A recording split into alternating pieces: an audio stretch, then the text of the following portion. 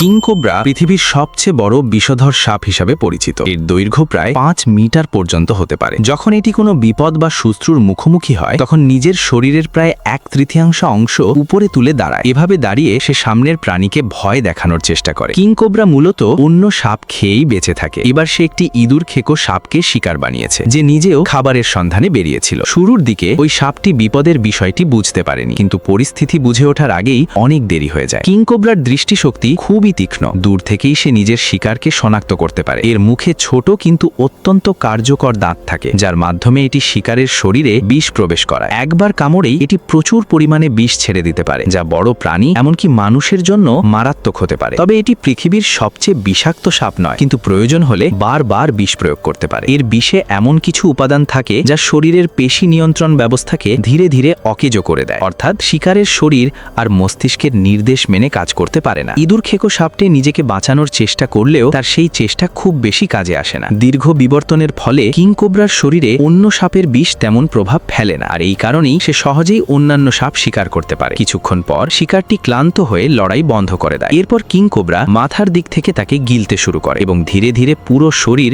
নিজের মুখের ভেতরে নিয়ে নেয়। এত বড় শিকার গিলে ফেলা সহজ নয়, কিন্তু এর শরীরের গঠন এবং শক্তিশালী পরিপাক তন্ত্র এই কাজটি করতে সাহায্য করে। কিংকোবরা সাধারণত মানুষ থেকে দূরে থাকতে পছন্দ করে এবং অকারণে আক্রমণ করে না। তবে এটি তখনই আক্রমণাত্মক হয়ে ওঠে যখন নিজেকে বিপদের মধ্যে মনে করে বা হঠাৎ চমকে যায়। যদি কোনো মানুষকে কিংকোবরা কামড়ায় তাহলে এর বিষ শরীরের পেশি ও স্নায়ুর মধ্যকার যোগাযোগকে ক্ষতিগ্রস্ত করে, ফলে শ্বাস নিতে সমস্যা হতে পারে। এমন পরিস্থিতিতে দ্রুত চিকিৎসা ও অ্যান্টিভেনম দেওয়া অত্যন্ত জরুরি।